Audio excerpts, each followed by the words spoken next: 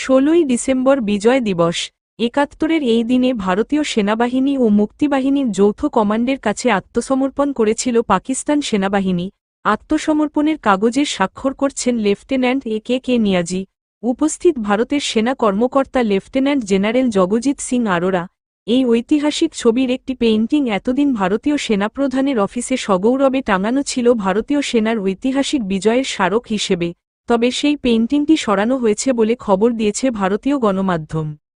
Hindustan Times ও অন্যান্য ভারতীয় গণমাধ্যম জানিয়েছে, বিদেশি অতিথি ও বিদেশি সেনা জেনারেলদের স্বাগত জানানো হতো যে লাউঞ্জে, সেখানেই পেছনের দেয়ালে ঝোলানো থাকত ছবিটি।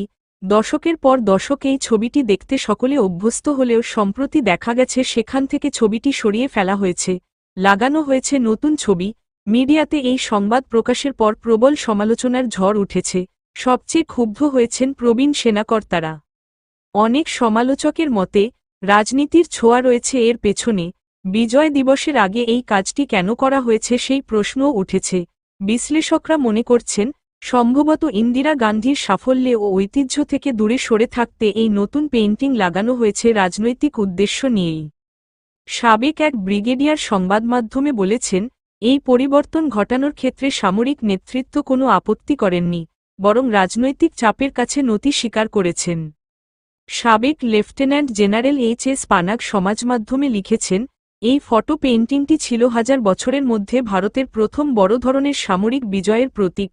তিনি কটাক্ষ করে লিখেছেন, ভারতের উচ্চপদস্থরা সেটিকে সরিয়ে এখন বিশ্বাস করছেন আগামী দিনে বিজয়ের ক্ষেত্রে পুরাণ, ধর্ম ও ভঙ্গুর সামন্ত অতীতি প্রেরণা যোগাবে।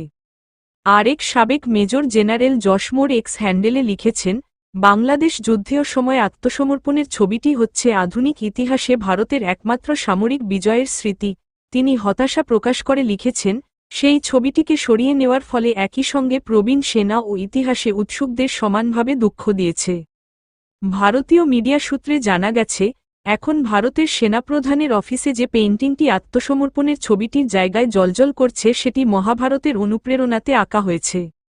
সেনাবাহিনী সূত্রে বলা হয়েছে, কর্মক্ষেত্র ফিল্ড অব ডিডস শীর্ষক নতুন পেইন্টিংটি এঁকেছেন ভারতীয় সেনাবাহিনীর 28 মাদ্রাজ রেজিমেন্টের লেফটেন্যান্ট কর্নেল টমাস জেকবো। এই ছবিতে সেনাবাহিনীকে ধর্মের অভিভাবক হিসেবে তুলে ধরা হয়েছে। শুধু দেশ রক্ষার জন্য লড়াই নয়, ন্যায় ও জাতীয় মূল্যবোধকে তুলে ধরার প্রয়াসের কথা বলা হয়েছে। তুলে ধরা হয়েছে প্রযুক্তিগতভাবে উন্নত সেনাবাহিনী হিসেবেও।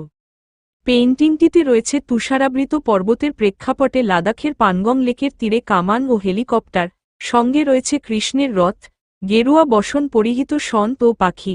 তবে ৭১-এর যুদ্ধে পাকিস্তানের আত্মসমর্পণের ছবিটি কবে সরানো হয়েছে তা নিশ্চিত হওয়া যায়নি। এখন সেটিকে কোথায় রাখা হয়েছে তাও জানা যায়নি। সম্প্রতি নেপালের সেনাপ্রধানের ভারতের সেনাপ্রধানের সঙ্গে সাক্ষাতের সময় এই পরিবর্তন মিডিয়ার নজরে আসে।